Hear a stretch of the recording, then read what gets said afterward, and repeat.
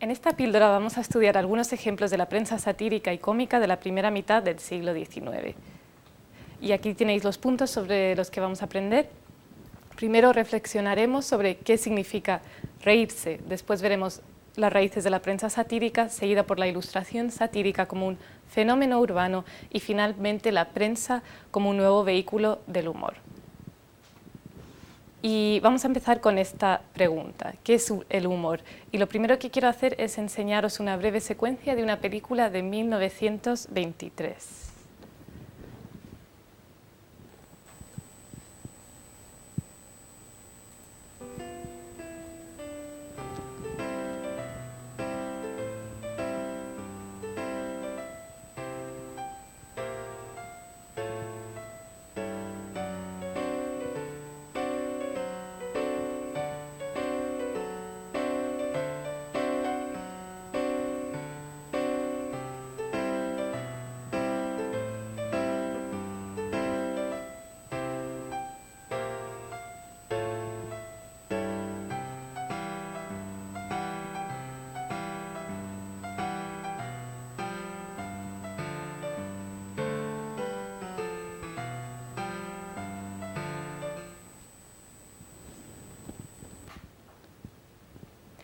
Es posible que viendo esta película hoy desde nuestro presente no nos resulte tan gracioso como para el público y el momento en el que fue hecho.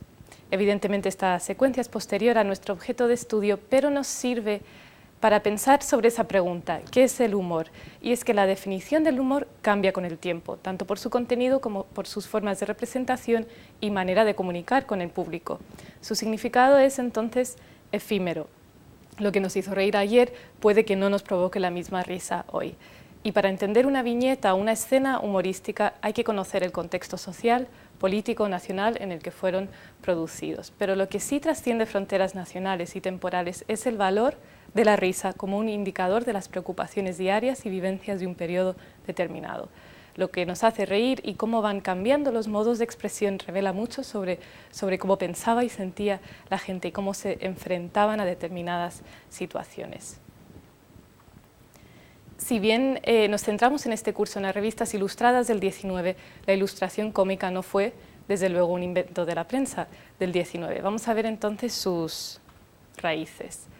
La prensa satírica toma de varias fuentes del siglo anterior, de la sátira política, de la ilustración y literatura de costumbres y maneras y de la caricatura. Aquí tenemos, por ejemplo, una caricatura de mediados del siglo XVIII y recordemos que caricatura significa deformación, exageración de la realidad y está vinculada a una sátira política y una crítica a la sociedad y a sus costumbres. A finales del siglo XVIII, junto a la caricatura, hubo numerosas muestras de sátira política. En Francia, por ejemplo, tras la Revolución hubo una sátira revolucionaria, así como antirrevolucionaria.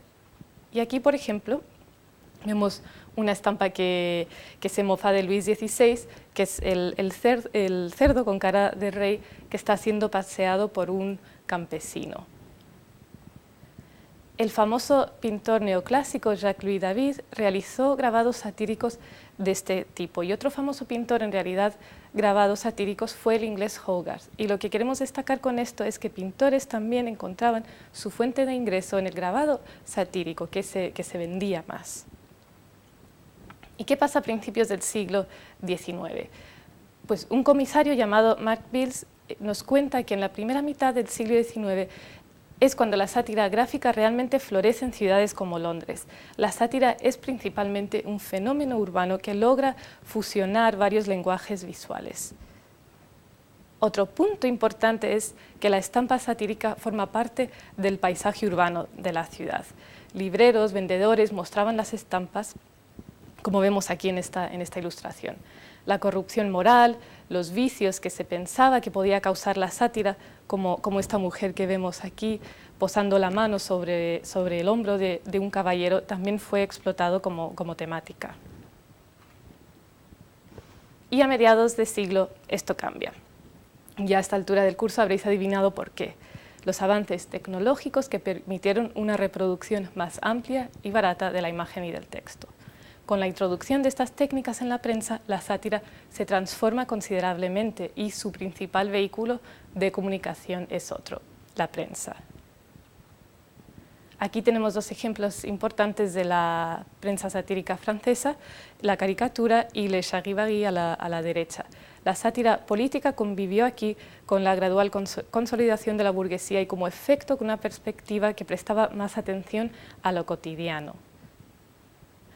El artista Honoré Daumier, de quien es esta imagen de 1856, colaboró en ambas revistas y sus dibujos mostraron una gran habilidad a la hora de observar y captar momentos cotidianos y episodios que mostraban los cambios sociales de su momento. Aquí vemos, por ejemplo, cómo se mofa de un medio novedoso del que hemos hablado, la fotografía. Inspirado en Le Charivari, la revista Punch fue fundada en 1841 por el escritor y comentarista social Henry Mayhew y tuvo gran éxito. La ilustración de maneras y costumbres culminó con Punch, donde hay una evolución del estudio sociocientífico a una crítica social. Además, la prensa permitió que la ilustración cómica ya popular a principios del siglo fuese más asequible. Si antes estaba disponible a través del libro ilustrado, la prensa permitió venderla en bloques por series y esto fue evidentemente más económico.